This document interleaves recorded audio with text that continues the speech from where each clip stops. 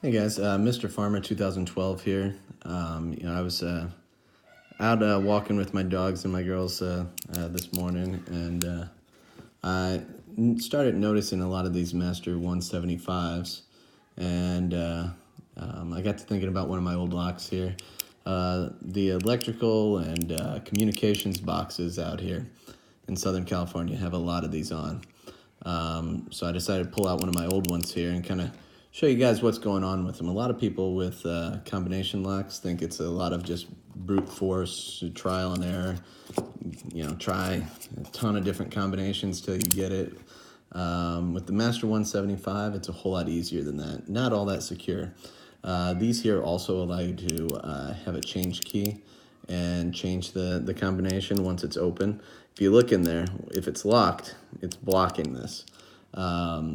You can actually take like a coat hanger or anything else once you have the correct combination in there, and you'll push that pin in there, and it'll shift all the wheels in here so you can adjust that combination. Okay, it'll disengage and allow you to put a whole new combination in there. So with this Master 175, if you look in here, there's these little fingers that come off of this blade in here, okay? Each one of those little fingers goes down in between these wheels. What we want to do is we're just going to shim it, okay? And I'll just kind of show you what we're going to do. So this one here, I took a Dremel and I cut the side off so we can visually see what's going on. So with the Master 175, in order for it to open, you have to depress the shackle here, and then it'll pop open, okay? With this here, this plate in here, this is what we want to hit. So I'm depressing, I'll push that, and it'll pop open, okay? So that's what we're going to do with this shim. So we're going to stick this shim on in. We can go any place in here that you can see one of those little fingers. So here, the second wheel over on this side, or third wheel, depending on what side you're looking from. If I can get this wheel lined up enough and wiggle my shim in there.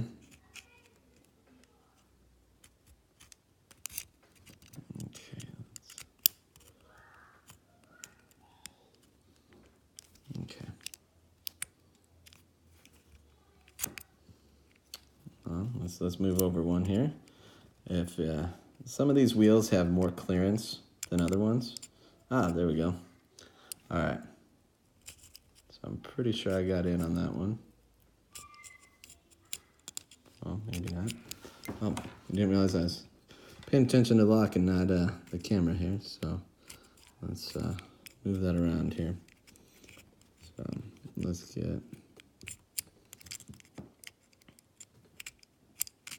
Sometimes you gotta rotate these wheels and get them in the right spot here to get that shim in. There, I think we might have it there.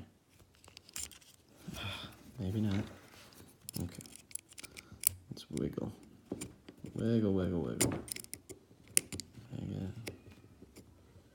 Let's go over here. There, we got it.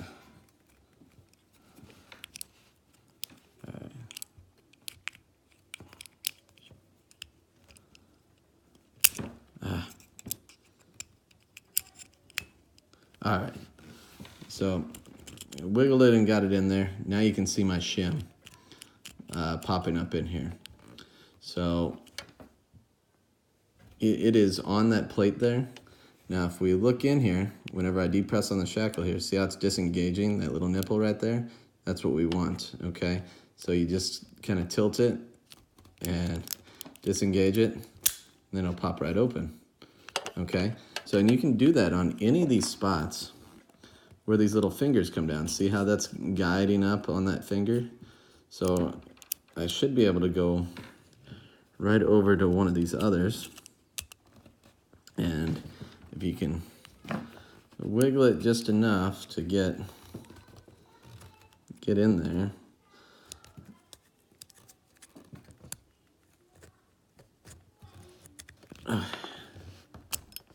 So there, see I'm in right next to the spring now, in there with the shim.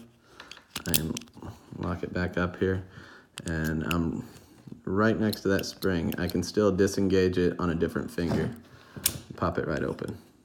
All right, so there you have it, how to shim and open a Master 175 without a combination. Had to sacrifice one, but it shows you guys how these things operate. Really cool little brass lock, but super easy to open up.